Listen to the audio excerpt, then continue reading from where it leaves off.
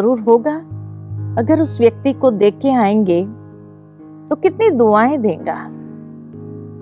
बेईमान ने कहा, देख भाई, अगर उसके नसीब का होता था तो गिरता ही नहीं था,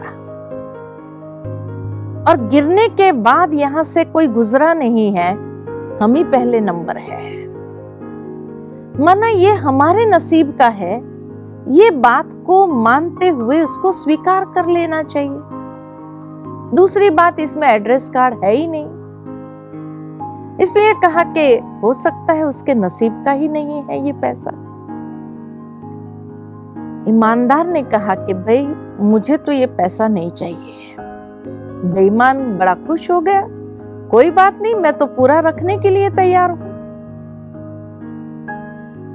दोनों जैसे जैसे आगे बढ़ने लगे, कुछ देर चले होंगे कि जो ईमानदार था उसको बहुत जोर से कांटा चुभा, इतना जोर से कांटा चुभा कि नीचे से खून भी निकलने लगा, और कांटा निकालने के बाद भी बहुत दर्द हो रहा था, चला नहीं जा रहा था। तब बेईमान ने उसको कहा कि देख, बड़ी ईमानदारी दिखा रहा था ना, तभी ये कांटे लगते हैं। बेईमानी से जीवन जियो तो मौज करोगे। उसी वक्त ऊपर से कुछ देवताएं भ्रमण करते हुए, शाम का समय था, गुजर रहे थे। जब ये दृश्य देखा और ये बातचीत सुनी, देवताओं को बड़ा आश्चर्य लगा। बेईमान को पर्स मिलता है और ईमानदार को कांटा लगता है, जबकि उल्टा होना चाहिए कि बेईमान को कांटा लगना चाहिए, ईमानदार को पर्स मिलना चाहिए। सभी देवताओं ने सोचा भगवान के पास जाकर के ये बात सुनानी चाहिए। सभी मिल करके परमेश्वर के पास गए और ईश्वर को ये बात सुनाई कि हे प्रभु, त्राहिमाम। प्रभु ने कहा, क्या बात है? कहा, अभी पृथ्वी लोक का भ्रमण करते हुए हम आ रहे हैं और वहां जो दृश्य देखा, जो बेईमान था उसको पर्स मिलता है और जो ईमानदार था उसको कांटा चुभा। लगता है चित्रगुप्त हिसाब किताब रखने में कुछ गड़बड़ कर रहा है। उल्टा होना चाहिए, बेईमान को कांटा लगना चाहिए, ईमानदार को पर्स मिलना चाहिए। भगवान मुस्कुराते हुए कहने लगे, चित्रगुप्त कभी गलती तो कर नहीं सकता है, फिर भी आपकी जिज्ञासा को शांत करने के लिए मैं चित्रगुप्त को बुलाता हूं। चित्रगुप्त को बुलाया और चित्रगुप्त से कहा कि दोनों व्यक्ति नीचे जो चल रहे हैं, इन दोनों का हिसाब किताब लेकर के आओ। चित्रगुप्त दोनों का हिसाब किताब लेकर के आए। प्रभु ने जब देखा सारा हिसाब किताब तो मुस्कुराने लगे और देवताओं से कहने लगे, चित्रगुप्त कभी गड़बड़ नहीं कर सकता है, ये देख लो इन लोगों का हिसाब। तो देखा गया कि जो ईमानदार था वो पहले बड़ा बेईमान था, और बेईमानी के कारण उसको बहुत कड़ी सजा प्राप्त होने वाली थी, बहुत दर्दनाक भोगनाएं मिलने वाली थी।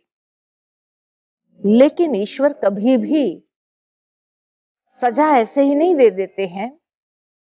ईश्वर ने कहा, मैं हमेशा सुधरने का अंतिम अवसर जरूर देता हूं, और इसलिए जब उसको अंतिम अवसर दिया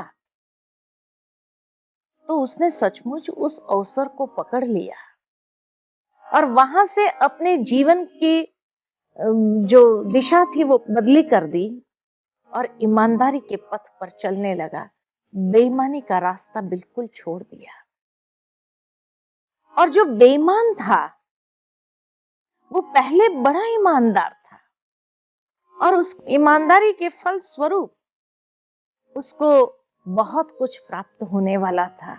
एक बहुत बड़ी लॉटरी लगने वाली थी और बहुत सुख संपत्ति से संपन्न स्थिति में जीने वाला था। लेकिन कहा जाता है कि भगवान के घर में देर है, अंधेर नहीं। अंतिम परीक्षा भगवान ने उसकी भी ली, और जब अंतिम परीक्षा ली उसने अपना धैर्य खो दिया, ईमानदारी को छोड़ दिया, बेईमानी का रास्ता पकड़ लिया और बेईमानी के साथ जीने लगा, तो वो जो सारा प्रारब्ध था वो सारा क्षीण होते होते होते सिर्फ 1000 रुपया बचा था। ये 1000 रुपया उसकी बेईमानी का फल नहीं था, लेकिन उसकी ईमानदारी वाले जीवन के जो कर्म थे उतना ही शेष बचा था। अभी बेईमानी का हिसाब तो बाकी है। और जिस व्यक्ति को कांटा चुभा, जिसको बहुत बड़ी सजा प्राप्त होने वाली थी, दर्दनाक भोगनाओं से गुजरना था, लेकिन क्योंकि उसने ईमानदारी का जीवन जीना आरंभ कर दिया, तो वो सारी भोगनाएं क्षीण होते होते होते सिर्फ एक कांटे जितना ही बचा हुआ था। ये जो कांटा लगा ये ईमानदारी का फल नहीं था, उसकी बेईमानी का हिसाब इतना ही बचा हुआ था। इसलिए कहा जाता है कि अभी जो ईमानदारी से जीवन जिया उसका फल तो अभी और मिलने वाला है। कहने का भावार्थ यही है कि कभी कभी जो मनुष्य अपनी आंखों से देखता है वो सही नहीं होता है, क्योंकि कर्मों के हिसाब को हम समझ नहीं पाते हैं। इसलिए ये नहीं कह सकते हैं कि बेईमानी से जीवन जीने वाला मौज कर रहा है, क्योंकि हो सकता है उसके पूर्व कर्म अभी तक उसका फल चल रहा है, इसीलिए वो मौज करता हुआ महसूस होता है। लेकिन जब भोगना का समय आरंभ होगा तो उसको कोई भी नहीं बचा सकता है। तो इसीलिए चित्रगुप्त बहुत एक्यूरेट हिसाब किताब मेंटेन करता है। लेकिन तब मनुष्य के कई बार प्रश्न उत्पन्न होते हैं, जो हमें भी कई बार पूछते हैं कि इतने करोड़ों मनुष्य हैं संसार के अंदर, चित्रगुप्त हर एक का हिसाब इतना एक्यूरेट कैसे मेंटेन करता होगा? बहुत सहज है। कई बार कई लोग ये भी पूछ लेते, एक नाम के 2 व्यक्ति हो, फिर कहीं कोई गड़बड़ नहीं हो जाती, इसका अकाउंट इसमें, इसका अकाउंट इसमें? ये गड़बड़ मनुष्य से होती है, चित्रगुप्त से नहीं। क्यों? चित्रगुप्त में ही, उसके नाम में ही वो विधि है कि किस विधि से वो कर्मों का हिसाब किताब मेंटेन करता है। चित्रगुप्त यानी जब मनुष्य का जन्म होता है उस वक्त चित्रगुप्त गुप्त रीति से चित्र खींचने वाला एक कैमरा उसके अंदर फिट कर देता है, और वो कैमरा स्टिंग ऑपरेशन करता जाता है। मनुष्य के हर कर्म का, हर सोच का, हर भावनाओं का कैमरा उसका चित्र खींचता जाता है। और जब शरीर छोड़कर के व्यक्ति जाता है, तब ये भगवान को दोष न दे सके कि हे प्रभु, मैंने तो ऐसा कोई कर्म किया नहीं, फिर मुझे इतना दुख दर्द की भोगना क्यों? उस समय उसके सामने चित्रगुप्त वो कैमरा निकाल करके सारी फिल्म का रोल घुमा देता है कि किस समय हमने क्या कर्म किए, किस भावना से किए, क्या सोच लेकर के किए, वो सारा हिसाब हमारे सामने हो जाता है। ताकि हम ये भी नहीं कह सकते हैं कि नहीं, ये कर्म तो मैंने नहीं किया था, क्योंकि नहीं तो अक्सर मनुष्य भूल जाता है करने के बाद भी, और इसीलिए उस समय भगवान को कह देता है ये कर्म तो मैंने किया ही नहीं। तो वो जब स्पष्ट उसके सामने फिल्म की रील होती है तो कैसे कह सकेगा कि ये कर्म मैंने नहीं किया? इसलिए कहा जाता है कर्म हर इंसान के साथ न्याय अवश्य करता है, कर्म किसी को छोड़ता नहीं है।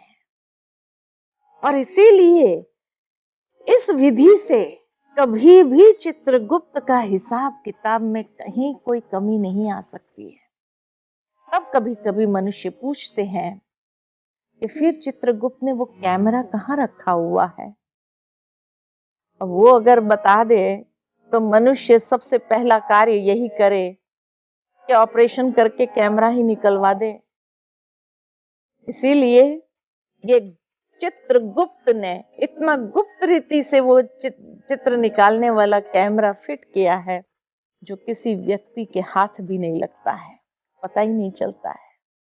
मनुष्य के मन में दूसरा प्रश्न ये उत्पन्न होता है कि फिर कर्म बड़ा या भाग्य, या दूसरे शब्द में कहे तो पुरुषार्थ बड़ा या प्रारब्ध। पुरुषार्थ क्यों करे? अगर प्रारब्ध कित करके दिखाते हैं। उतने में वहां से एक लकड़हारा जा रहा था। राजा ने उस लकड़हारे को देखते हुए कहा, इस लकड़हारे पर आप लोग अपना प्रमाण दिखाइए। तीनों को एक एक सप्ताह देता हूं मैं, और 3 सप्ताह के बाद फैसला करूंगा। सबसे पहले कर्म ने कहा, मैं पहले जाता हूं। कर्म ने उस लकड़हारे में प्रवेश कर दिया, अथाह शक्ति उसके अंदर भर दी, और उस दिन उस लकड़हारे ने जो रेगुलर में लकड़ा काटता था उससे डबल लकड़े काट लिए। कर्म तो हो गया, लेकिन भाग्य साथ नहीं है और बुद्धि भी नहीं है।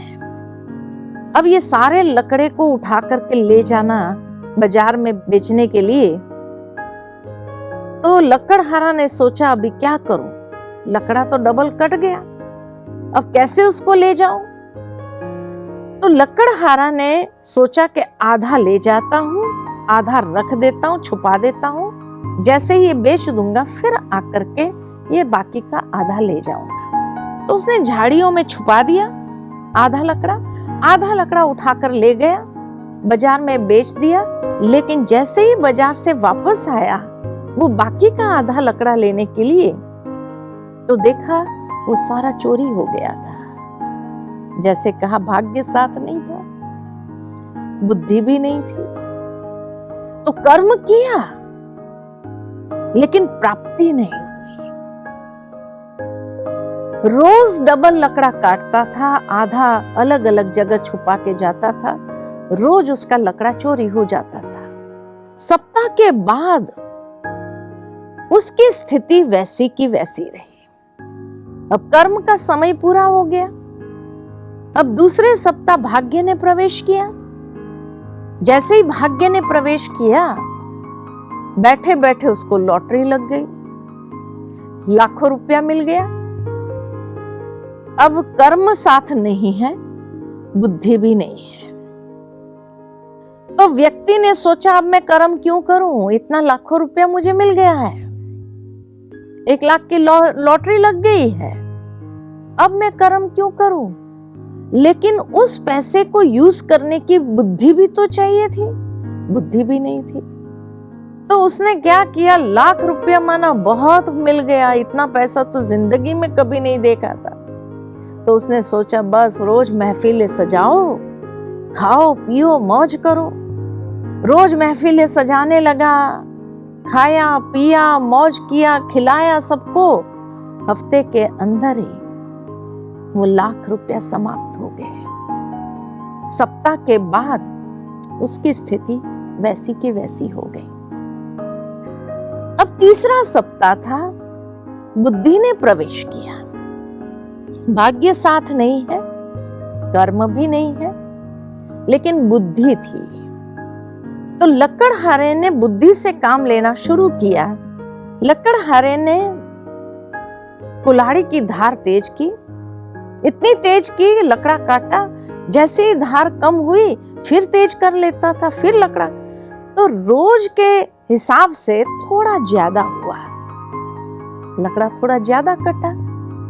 अब उसने सोचा, रख के तो जाना नहीं है और बुद्धि है उसके पास। तो उसने क्या किया कि जंगल से बेल को तोड़ा, उन्हीं लकड़ों से को उस बेल से बांध करके गाड़ा जैसे बनाया, आगे खींचने वाला बनाया। सारे लकड़े उस गाड़े के अंदर रख दिया और खींच करके सारा लकड़ा लेके गया बाजार में, बेचा।